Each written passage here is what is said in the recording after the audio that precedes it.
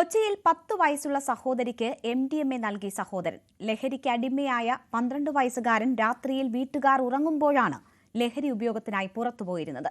വീട്ടിൽ നിന്നും 3 ലക്ഷം രൂപ മോഷ്ടിച്ചതായും കണ്ടെത്തി. ആജ്ഞ രവീന്ദ്രന്റെ റിപ്പോർട്ടിലേക്ക്. കൊച്ചി എളമക്കര പോലീസ് സ്റ്റേഷന്റെ പരിധിയിലാണ് 12 വയസ്സുകാരൻ 10 വയസ്സുകാർക്ക് MDMA നൽകി എന്നുള്ള വിവരങ്ങൾ പുറത്തുവരുന്നത്. ഈ 12 വയസ്സുകാരൻ കഴിഞ്ഞ കുറച്ച് ദിവസങ്ങളായി ഡി അഡിക്ഷൻ സെന്ററിൽ ചികിത്സയിലാണ്. തുടർച്ചയായിട്ടുള്ള മയക്കുമരുന്ന് ഉപയോഗത്തെ തുടർന്ന് ഈ 12 വയസ്സുകാരന്റെ മാനസികാവസ്ഥ അങ്ങേയറ്റം താറുമാറായിരുന്നു എന്ന് തന്നെയാണ് വിവരങ്ങൾ. ഇത് എളമക്കര പോലീസ് സ്റ്റേഷന്റെ പരിധിയിലാണ് ഈ കേസുള്ളത്. അതേസമയം CWCയെ എളമക്കര പോലീസ് സ്റ്റേഷനിൽ നിന്നും വിവരം അറിയിച്ചിട്ടില്ല എന്നുള്ള ആരോപണങ്ങളും ശക്തമാണ്.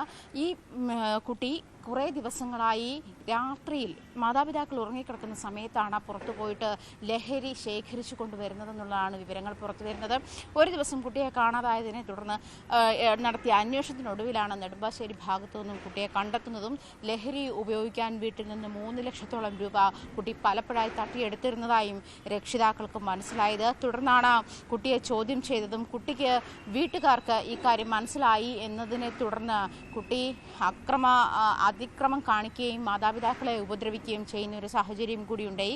അങ്ങേയറ്റം അക്രമവാസനയോടുകൂടിയാണ് കുട്ടി പെരുമാറുന്നതെന്നും മാതാപിതാക്കൾ സാക്ഷ്യപ്പെടുത്തുന്നുണ്ട്. മാത്രമല്ല ഇതുമായി ബന്ധപ്പെട്ട് താൻ പ്രായപൂർത്തിയാകാത്ത ആളാണ്, അതുകൊണ്ട് തൻ്റെ മേലെ ഉണ്ടാകുന്ന ശിക്ഷാ നടപടികൾ രക്ഷിതാക്കളെ കൂടുതൽ കുഴപ്പത്തിലാക്കുകയുള്ളൂ എന്നുള്ള ഭീഷണിയും കുട്ടി മുഴക്കുന്നതായി തന്നെയാണ് മാതാപിതാക്കൾ ഡി അഡിക്ഷൻ സെന്ററിലുള്ള ആളുകളോട് വ്യക്തമാക്കിയത്. അങ്ങനെയാണ് ഡി അഡിക്ഷൻ സെന്ററിൽ എത്തിയപ്പോഴാണ് കുട്ടി ഈ അനിയത്തിക്കും 10 വയസ്സുകാരെ അനിയത്തിക്കും മയക്കുമരുന്ന് നൽകാറുണ്ടായിരുന്നു, MDMA നൽകാറുണ്ടായിരുന്നു എന്നുള്ള വിവരം മനസ്സിലാക്കുന്നത്. തുടർന്ന് രണ്ടുപേരും ഡി അഡിക്ഷൻ സെന്ററിൽ ചികിത്സയിൽ തുടരുകയാണ്.